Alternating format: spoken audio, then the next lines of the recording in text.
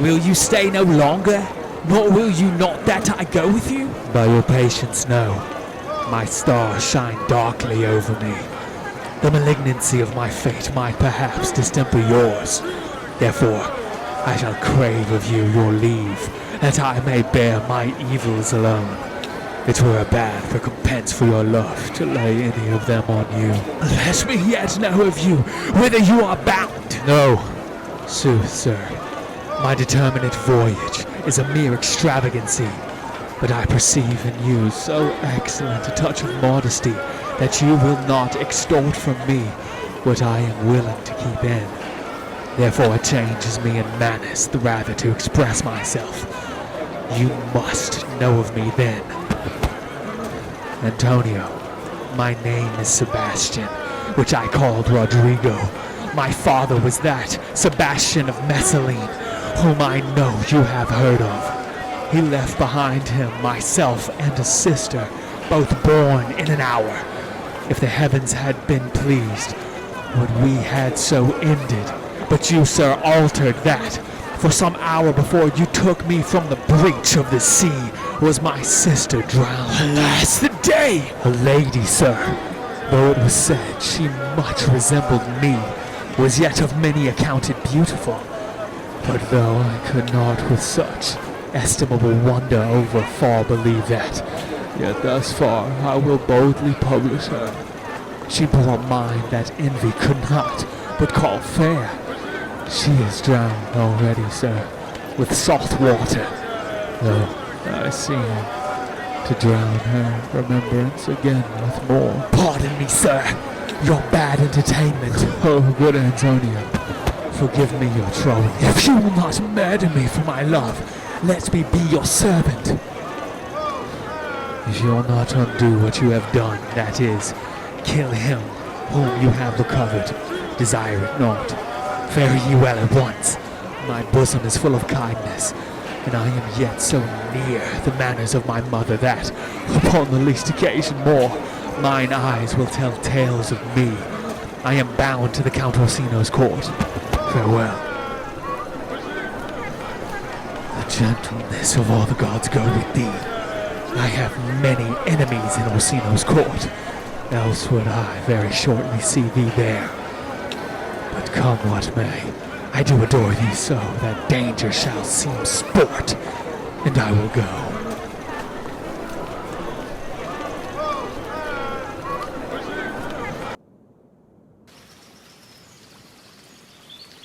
Were you not even now with the Countess Olivia? Even now, sir. On a moderate pace, I have since arrived but hither. She returns this ring to you, sir. You might have saved me my pains to have taken it away yourself. She adds, moreover, that you should put your lord into a desperate assurance she will none of him. And one thing more, that you be never so hardy to come again in his affairs, unless it be to report your lord's taking of this. Receive it so. She took the ring of me. I'll none of it. Come, sir, you peevishly threw it to her, and her will is it should be so returned. If it be worth stooping for, there it lies, in your eye. If not, be it his that finds it. I left no ring with her. What means this lady? Fortune forbid my outside have not charmed her. She made good view of me, indeed, so much that, as methought, her eyes had lost her tongue, for she did speak and starts distractedly. She loves me, sure. The cunning of her passion invites me in this churlish messenger. Not of my lord's ring? Why, he sent her none. I am the man. If it be so as 'tis, poor lady, she were better love a dream. Disguise, I see thou art a wickedness, wherein the pregnant enemy does much. How easy is it for the proper false in women's waxen hearts to set their forms? Alas, our frailty is the cause, not we, for such as we are made of, such we be. How will this fadge, My master loves her dearly, and I, poor monster, fond as much on him, and she mistaken seems to dote on me. What will become of this? As I am man, my state is desperate for my master's love. As I am woman, now alas the day, what thriftless sigh shall poor Olivia breathe? Oh, time, thou must untangle this, not I. It is too hard and not for me to undie.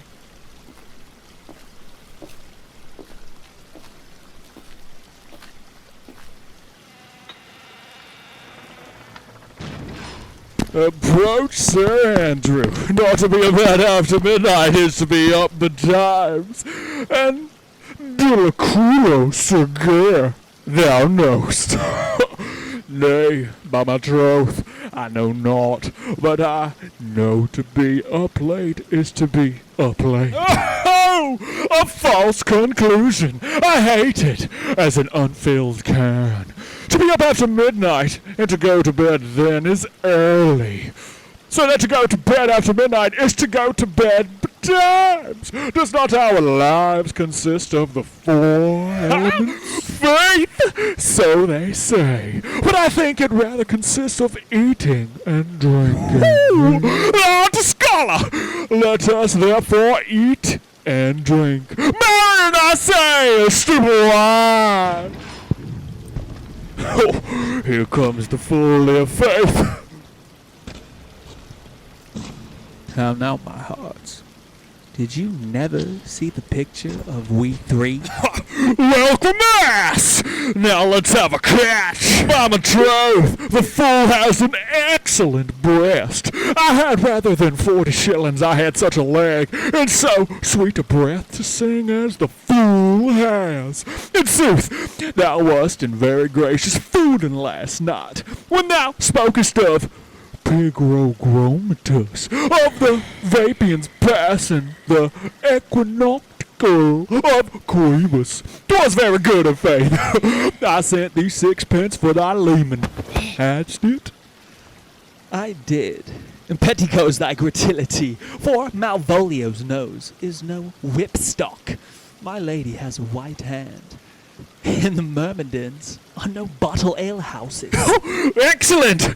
Why, this is the best food when all is done. And now a song! Oh, come on! There is 6 pence for you. Let's have a song. Oh, there's a destrel of me too. If one night give up. Would you have a love song or a song of good life? A love song! A love song! Aye, I care not for good life. Oh,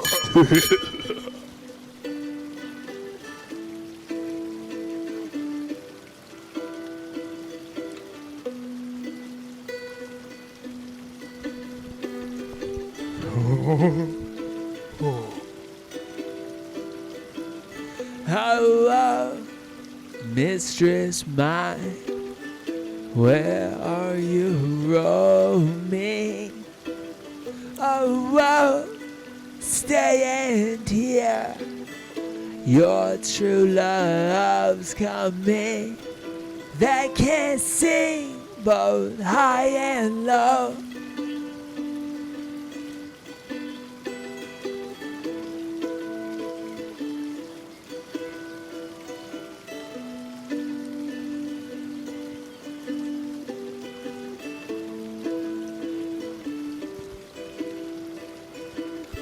Trip no further, pretty sweetie, journeys ending, lovers meeting, every wise man's son doth know. Oh, excellent, good, in fact. Good, good.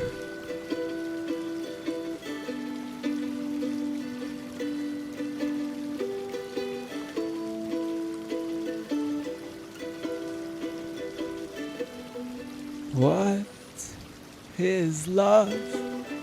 'tis not hereafter. Present mirth, present laughter. What's to come is still unsure.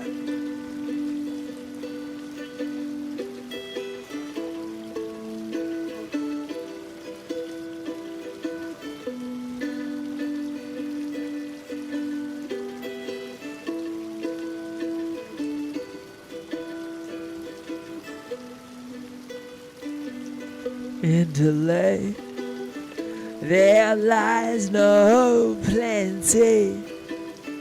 Then come, kiss me, sweet and 20. Youth's a stuff 'twill not endure. A mellifluous voice, as I am a true knight. A contagious breath, very sweet and contagious effect. To hear by the nose, it is dulcet in contagion. But shall we make the welkin dance indeed? Shall we rouse the night owl in a catch that will draw 3 souls out of 1 weaver? Shall we do that? And you love me, let's do it. I'm a dog and a catch. By a lady, sir, and some dogs will catch well. Most certain. Let our catch be, thou knave. Hold thy peace, thou knave, knight. I shall be constrained in it to call thee knave, knight. 'Tis not the first time I am constrained one to call me knave. Begin, fool, it begins. Hold thy peace. I shall never begin if I hold my peace. Good in faith. Come, begin. What a caterwauling do you keep here? If my lady have not called up her steward Malvolio and bid him turn you out of doors, never trust him. My lady's a guardian. We are politicians. Malvolio is a Pekaramsey.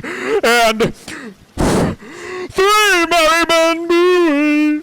Am I not consanguineous? Am I not of her blood? Tilly Valley, lady. Oh, there dwelt a man in Babylon. Lady. Beshrew me, the knight's in admirable fooling. Aye, he does well enough if he be disposed, and so do I too. He does it with a better grace, but I do it more natural. Oh, the 12th day of December. For the love of God, peace! My masters, are you mad? Or what are you? Have you no wit, manners, nor honesty, but to gabble like tinkers at this time of night? Do you make an alehouse of my lady's house that ye speak out your causes, catches, without any mitigation or remorse of voice? Is there no respect of place, persons, nor time in you? We did keep time, sir, in our catches. Snack up. Sir Toby, I must be round with you. My lady bade me tell you that, though she harbors you as her kinsman, she's nothing allied to your disorders. If you can separate yourself and your misdemeanors, you are welcome to the house. If not, and it would please you to take leave of her, she is very willing to bid you farewell. Farewell, dear heart, since I must needs be gone. Nay, good Sir Toby. His eyes do show his days are almost done. Is it even so? But I will never die. Sir Toby, there you lie. This is much credit to you. Shall I bid him go? What turn if you do? Shall I bid him go and spend no? Oh, no, you dare not. To do, sir, you lie. Art any more than a steward? Dost thou think, because thou art virtuous, there shall be no more cakes and ale? Yes, by Saint Anne. and Ginger shall be hot in the mouth too. Out in the light! Go, sir! Rub your chain with crumbs! A stoop of wine, Maria! Mistress Mary, if you prize my lady's favor at anything more than contempt, you would not give means for this uncivil rule. She shall know of it by this hand. Go shake your ears. 'Twas good indeed as to drink when a man's hungry, to challenge him in the field, and then to break good promise with him and make a fool of him. Do it not! I'll write thee a challenge, or I'll deliver thy indignation to him by word of mouth. Sweet Sir Toby, be patient for tonight, since the youth of the Count's was today with my lady. She is much out of quiet. For Monsieur Malvolio, let me alone with him. If I do not gull him into a nayward and make him a common recreation, do not think I have wit enough to lie straight in my bed. I know I can do it. Possess us! Possess us! Tell us something of him. Marry, sir, sometimes he is a kind of Puritan. Oh, if I thought that, I'd beat him like a dog. What? For being a Puritan? My exquisite reason, dear knight. I have no exquisite reason for it, but I have reason good enough. The devil a Puritan that he is, or anything constantly but a time pleaser, an affectioned ass that cons state without book and utters it by great swaths. The best persuaded of himself, so crammed, as he thinks, with excellencies, that is his grounds of faith that all that look on him love him. And on that vice in him will my revenge find notable cause to work. What wilt thou do? I will drop in his way some obscure epistles of love, wherein by the color of his beard, the shape of his leg, the manner of his gait, the expression of his eye, forehead, and complexion, he shall find himself most feelingly personated. I can write very like my lady, your niece.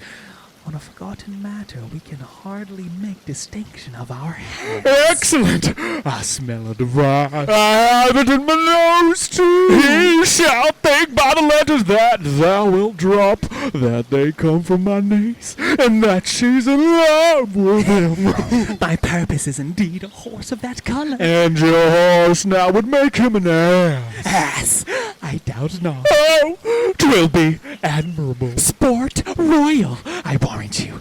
I know my physic will work with him. I will plant you two, and let the fool make a third, where he shall find the letter. Observe his construction of it, for this night to bed, and dream on the event. Farewell. Good night, Penthesilea. Before me, she's a good wind. She's a bagel to bed, and one that adores me. What of that? I was adored once too. Let's to bed, knight. Thou hadst need sin for more money. If I cannot recover your niece, I'm a foul way out. Sin for money, knight. If thou hast her, not in the end. Call me cur. If I do not, never trust me. Take it how you will. Come. I'll go burn some sack. 'Tis too late to go to bed now. Come, night. Come, night.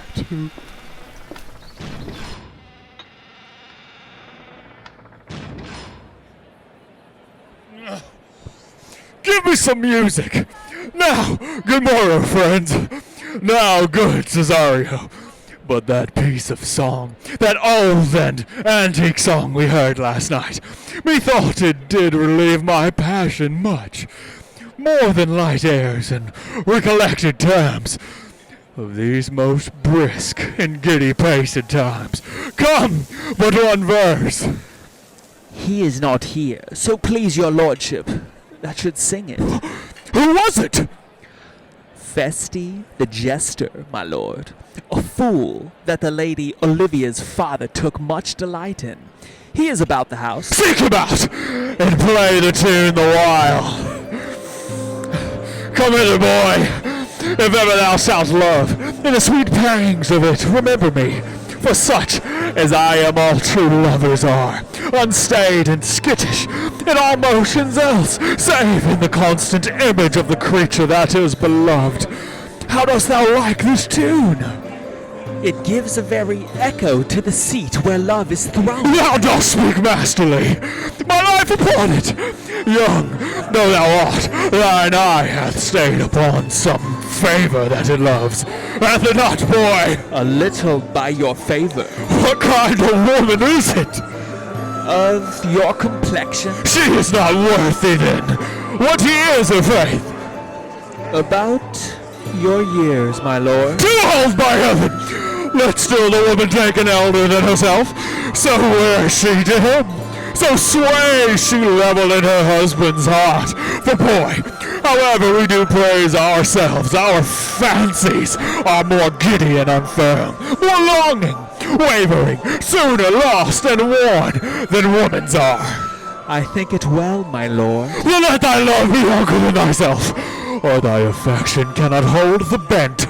For women are as roses, whose fair flower, being once displayed, doth fall that very hour. And so they are. Alas, that they are so. To die even when they to perfection grow. Oh, fellow, come! The song we had last night, mark it! Cesario, it is old and plain. The spinsters and the knitters in the sun, and the free maids that weave their thread with bones, do use to chant it. It is silly sooth, and dallies with the innocence of love, like the old age. Are you ready, sir? I prithee sing.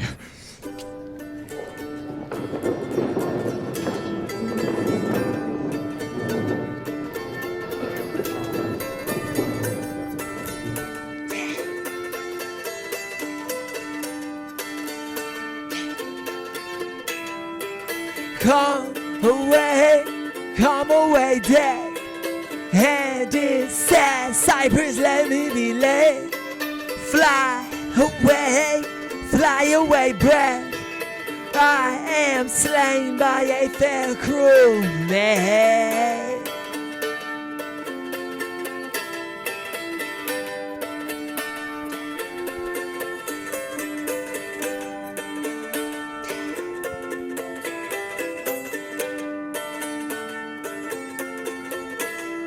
My shroud of white stuck all with you. Oh, prepare it. My part of death, no one so true did share it.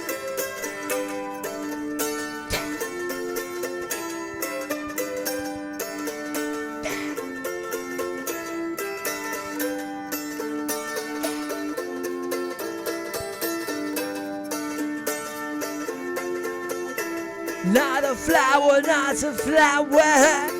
sweet on my black coffin, let there be strong. Not a friend, grieve my poor corpse where my bones shall be thrown.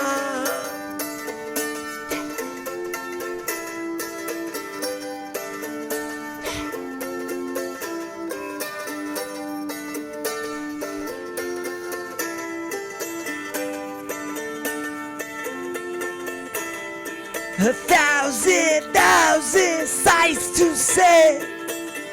Lay me where sad true lover never find my grave to weep there.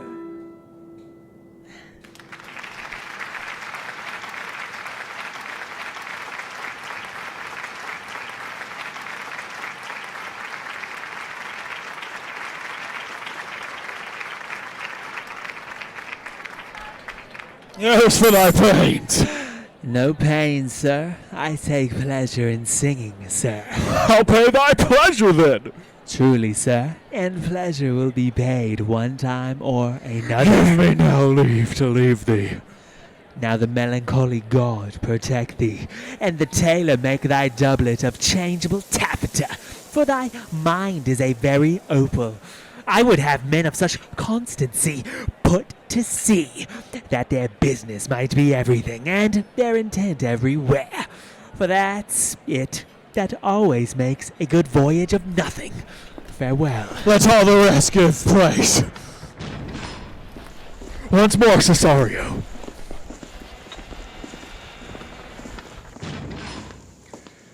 Get thee to yon same sovereign cruelty. Tell her my love, more noble than the world, prizes not quantity of dirty lands. That part that fortune hath bestowed upon her, tell her, I hold as giddily as fortune, but 'tis that miracle of queen of gems that nature pranks her, and attracts my soul. But if she cannot love you, sir? I cannot be so answered. Sooth, but you must. Say that some lady, as perhaps there is, hath for your love as great a pang of heart as you have for Olivia. You cannot love her. You tell her so. Must she not then be answered? There is no woman's sides can bide the beating of so strong a passion as love doth give my heart. No woman's heart so big to hold so much, they lack retention. Alas, their love may be called appetite, no motion of the liver, but the palate that suffers surfeit, climate, and revolt. But mine is all as hungry as the sea, and can digest as much. Make no compare between that love a woman can bear me, and that I owe Olivia. But I know What dost thou know? too well what love women to men may owe. In faith, they are as true of heart as we. My father had a daughter and loved a man, as it might be perhaps, were I a woman, I should your lordship. And what's her history? A blank, my lord. She never told her love, but let concealment, like a worm i' the bud, feed on her damask cheek. She pined in thought, and with a green and yellow melancholy, she sat like Patience on a monument, smiling at grief. Was not this love indeed? We men may say more, swear more, but indeed our shows are more than will. For still we prove much in our vows, but little in our love. But died thy sister of her love, my boy? I am all the daughters of my father's house, and all the brothers too, and yet I know not. Sir, shall I to this lady? Aye, that's the theme. To her in haste. Give her this jewel. Say my love can give no place, bid no deny.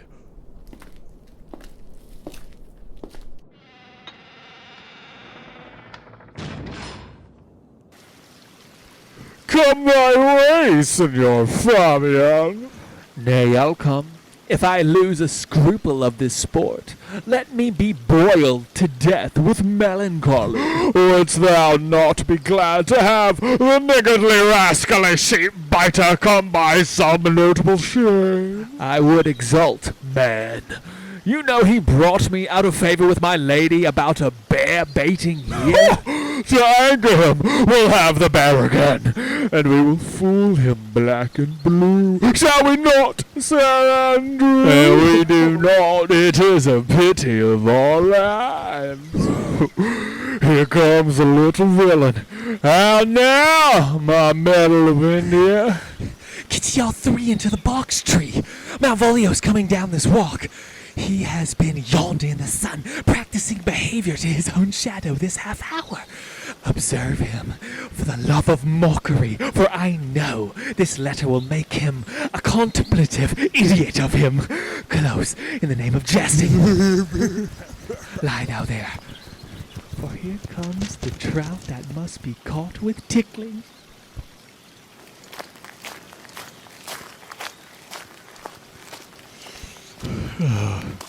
'Tis but fortune, all is fortune.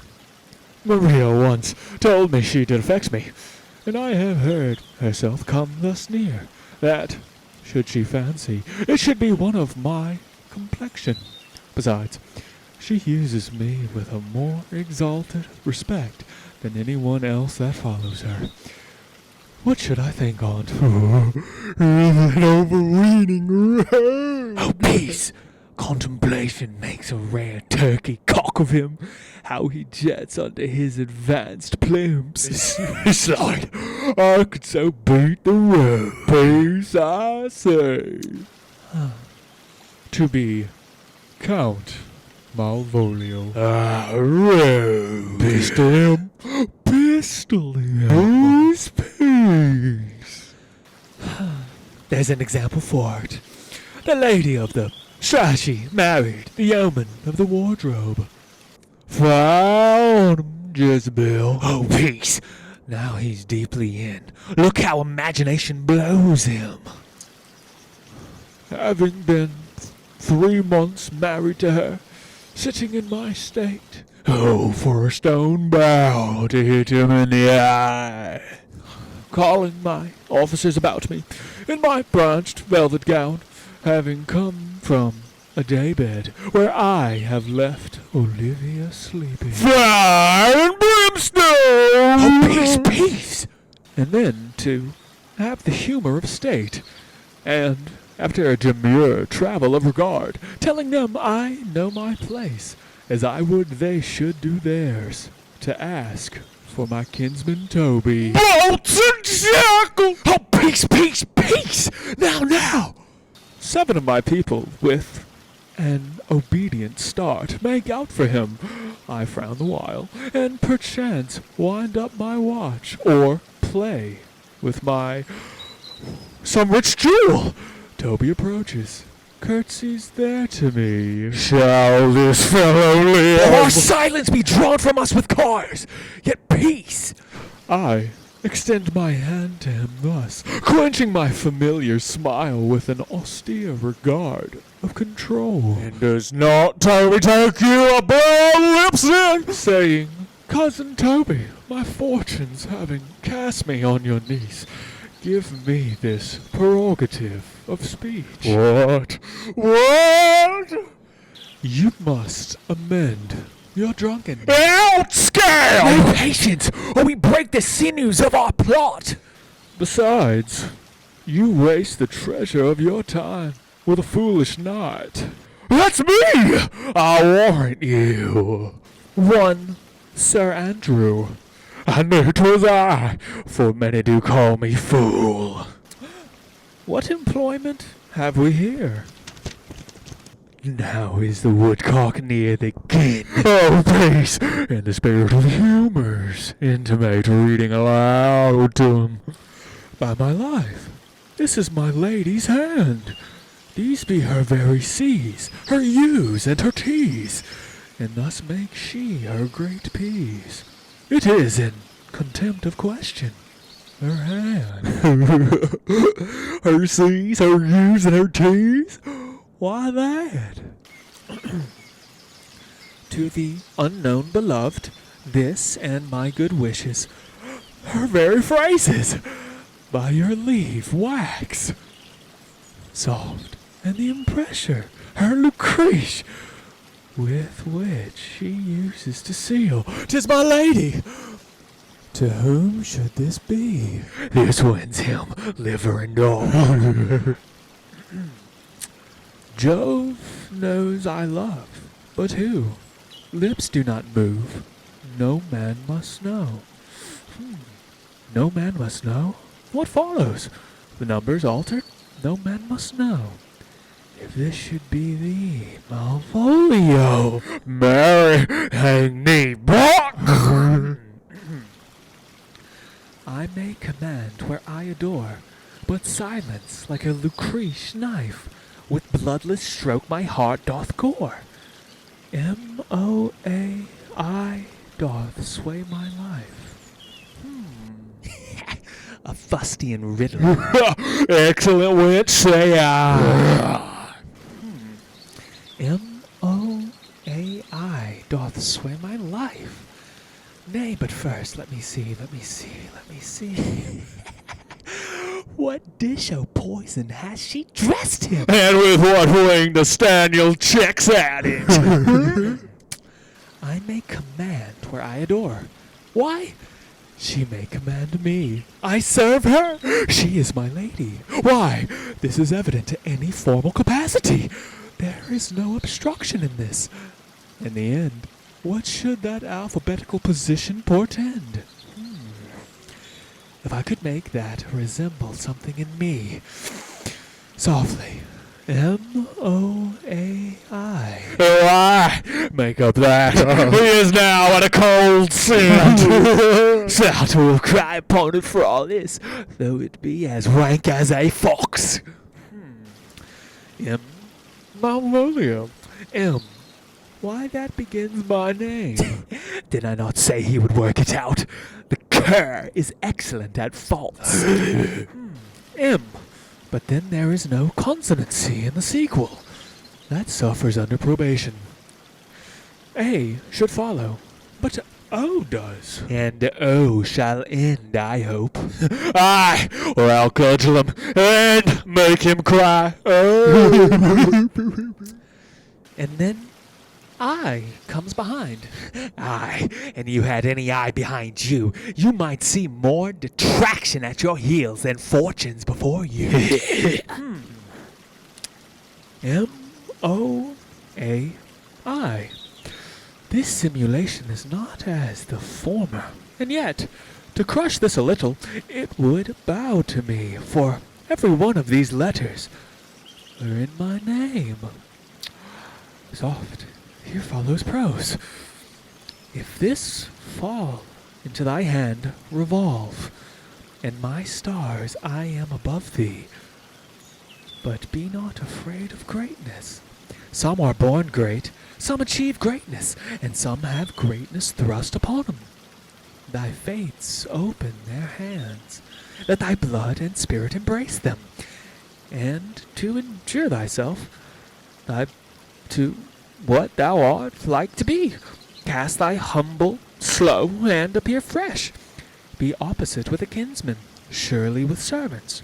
Let thy tongue tang arguments of state, put thyself into the trick of singularity. She thus advises thee that sighs for thee. Remember who commanded thy yellow stockings and wished to see thee ever cross-gartered. I say remember, go to, thou art made, if thou desirest to be so, if not, let me see thee a steward still, the fellow of servants, and not worthy to touch fortune's fingers. Farewell, she that would alter services with thee, the fortunate unhappy. Daylight and champion discovers not more. This is open. I will be proud. I will read politic authors. I will baffle Sir Toby. I will wash off gross acquaintance. I will be point devise, the very man. I do not now fool myself to let imagination jade me, for every reason excites to this, that my lady loves me. She did commend my yellow stockings of late. She did praise my leg being cross-gartered. And in this she manifests herself to my love, and with a kind of injunction drives me to these habits of her liking. I thank my stars! I am happy. I will be strange, stout, in yellow stockings and cross-gartered, even with the swiftness of putting on. Jove and my stars be praised! Here is yet a postscript. Thou canst not choose but know who I am. If thou entertainest my love, let it appear in thy smiling. Thy smiles become thee well, therefore in my presence still smile, dear my sweet, I prithee. Jove! I thank thee. I will smile. I will do everything that thou wilt have me.